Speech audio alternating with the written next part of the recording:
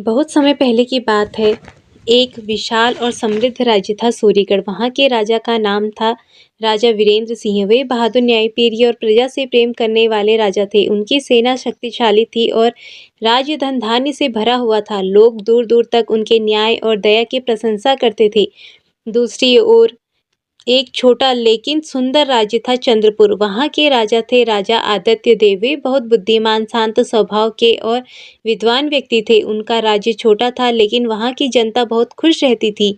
राजा आदित्य अपनी प्रजा को परिवार की तरह मानते थे। दोनों राज्यों के बीच एक विशाल जंगल और एक बड़ी नदी थी। वर्षों तक दोनों राज्यों का आपस में कोई संपर्क नहीं हुआ, लेकिन समय के साथ एक समस्या पैदा हो गई। एक वर्ष चंद्रपुर में भयंकर सूखा पड़ा। खेत सूख गए, कुएं खाली हो गए और लोगों के पास खाने के लिए अनाज तक नहीं बचा। राजा आदित्य बहुत चिंतित थे। उन्होंने अपने मंत्रियों के साथ बैठक बुलाई। यदि जल्दी कोई उपाय नहीं किया गया तो हमारी प्रजा भूख से मरने लगेगी, राजा ने दुखी स्वर में कहा। और एक मंत्री बोला, महाराज, सूरीगढ़ राज्य में इस बार बहुत अच्छी फसल हुई है। यदि आप चाहें तो उनसे सहायता मांगी जा सकती है। कुछ मंत्री डर गए, लेकिन महाराज, एक मंत्री बोला, सूरीगढ़ बहुत शक्तिशाली राज्य है। यदि उन्होंने हमारी कमजोरी देख ली तो वे हम पर आक्रमण भी कर सकते हैं। राजा आदित्य कुछ देर शांत रहे, फिर बोले, सच्चा राजा कभी अपनी प्रजा के लिए सहायता मांगने में शर्म नहीं करता। यदि हमारी नीयत साफ होगी तो भगवान भी हमारी मदद करेंगे। उन्होंने तुरंत अपने सबसे विश्वसनीय सैनिकों के साथ सूरीगढ़ जाने का निर्णय लिया। कई दिनों की यात्रा के बाद राजा आदित्य सूरीगढ़ पहुंचे। सूरीगढ़ का महल बहुत भव्य था।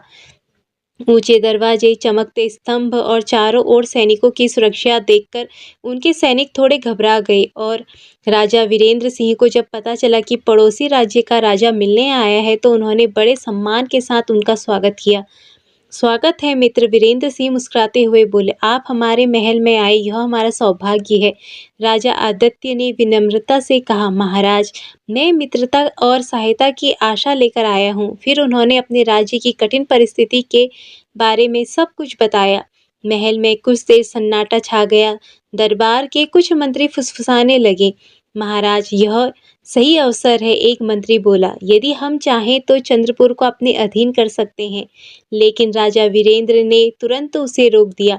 नहीं, उन्होंने कठोर आवाज में कहा, सच्ची ताकत कमजोर की मदद करने में होती है, उसे दबाने में नहीं। फिर उन्होंने राजा आदित्य की ओर देखा और कहा, आज से आपकी समस्या हमारी समस्या है। राजा वीरेंद्र ने तुरंत अपने गोदाम खोल दिए। हजारों बोरी अनाज, दवाइयाँ और कपड़े चंद्रपुर भेजे गए। साथ ही उन्होंने अपने इंजीनियरों को भी भेजा ताकि चंद्रपुर में नए कुएं और तालाब बनाए जा सकें। जब चंद्रपुर की जनता ने यह देखा तो उनकी आंखों में आंसू आ गए। लोग सूर्यगढ़ की राजा की प्रशंसा करने लगे। कुछ महीनों में स्थिति सुधरने लगी। खेतों में फिर हरियाली लौट आई।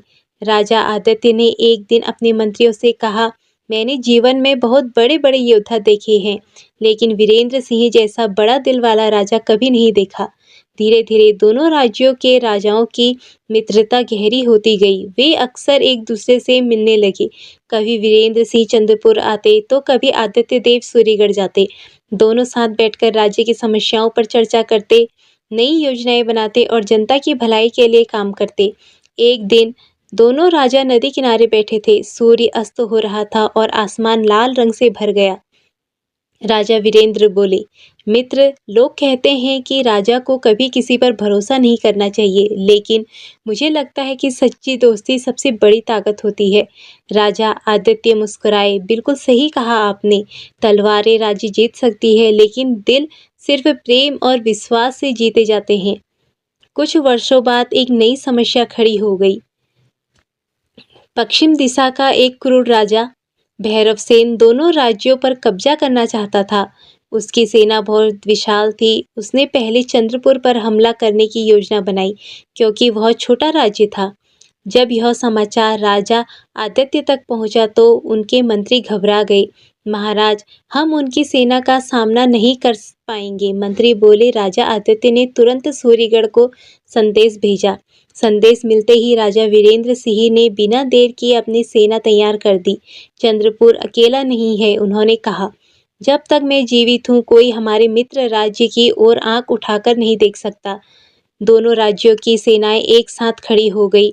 सैनिकों के चेहरों पर साहस था। युद्ध से पहले राजा वीरेंद्र ने अपनी सेना से कहा, आज हम सिर्फ अपने राज्य के लिए नहीं बल्कि दोस्ती, विश्वास और इंसानियत के लिए लड़ रहे हैं। उधर राजा आदित्य ने भी अपने सैनिकों को प्रेरित किया, जिस राज्य के पास सच्चे मित्र हों उसे कोई पराजित नहीं कर सकता। अगले दिन युद्ध शुरू हुआ। भैरवसेन की सेना संख्या में अधिक थी, लेकिन वीरेंद्र और आदित्य की एकता उनसे भी अधिक मजबूत थी। युद्ध कई दिनों तक चला। एक दिन युद्ध के बीच राजा वीरेंद्र गंभीर रूप से घायल हो गए। यह देखकर चंद्रपुर के सैनिक और राजा आदित्य तुरंत उनकी रक्षा के लिए आगे आए। राजा आदित्य ने अपनी जान की परवाह किए बिना उन्हें सुरक्षित स्थान तक पहुंचाया। वीरेंद्र सिंह ने कमजोर आवाज में कहा, मित्र, आपने मेरी जान बचाई है। राजा आदित्य मुस्कुराए, दोस्ती में धन्यवाद नहीं कहा जाता। कुछ दिनों बाद दोनों सेनाओं ने मिलकर भैरवसेन को हरा दिया। उसकी सेना भाग गई और दोनों राज्यों की खुशी की लहरें दौड़ गई। जनता ने अपने राजाओं का भव्य स्वागत किया। लोग कहते थे कि यह जीत तलवारों की नहीं बल्कि दोस्ती और विश्वास की जीत थी। एक युद्ध के बाद दोनों राजाओं ने मिलकर एक बड़ा निर्णय लिया। उन्होंने नदी के बीच एक विशाल पुल बनवाया ताकि दोनों राज्यों के बीच आसानी से लोग एक दूसरे से के पास जा सकें। उस पुल का नाम रखा मित्रता सेतु। पुल के उद्घाटन के दिन हजारों लोग वहां इकट्ठा हुए। राजा वीरेंद्र बोले, यह पुल दो राजाओं के राज्यों की बल्कि दो दिलों को जोड़ता है। जब राजा आपस में प्रेम और विश्वास रखते हैं तब प्रजा भी सुखी रहती है। समय बदला, वर्ष बीतते गए, दोनों राज्य के राजा बूढ़े हो गए, लेकिन उनकी दोस्ती कभी कम नहीं हुई। एक दिन राजा वीरेंद्र गंभीर रूप से बीमार पड़ गए। राजा आदित्य तुरंत उनसे मिलने सूर्यगढ़ पहुंचे।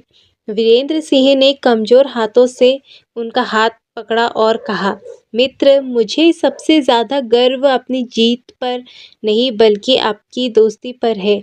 राजा आदित्य की आंखें नम हो गई। उन्होंने कहा, राज्य, धन और शक्ति सब यहीं रह जाते हैं, लेकिन सच्ची दोस्ती हमेशा अमर रहती है। कुछ दिनों बाद राजा वीरेंद्र का निधन हो गया। पूरे सूर्यगढ़ में शोक छा गया। राजा आदित्य ने उनके सम्मान में पूरे राज्य में एक दिन का उपवास रखा। इस कहानी से सीख, समय के साथ दोनों राज्यों की नई पीढ़ियां भी उसी दोस्ती को निभाती रही। लोग आज भी मित्रता सेतु को देखकर कहते हैं कि सच्चा मित्र वही होता है जो कठिन समय में साथ खड़ा रहे। इस कहानी से हमें कई सीख मिलती है। सच्ची दोस्ती ताकत से बड़ी होती है। जो दूसरों की मदद करता है वही महान कहलाता है। एकता और विश्वास से हर कठिनाई को हराया जा सकता है। राजा हो या आम इंसान, रिश्तों की सबसे बड़ी नींव भरोसा होती है। और सबसे बड़ी बात, जिस इंसान के पास सच्चा मित्र हो वह कभी अकेला नहीं होता।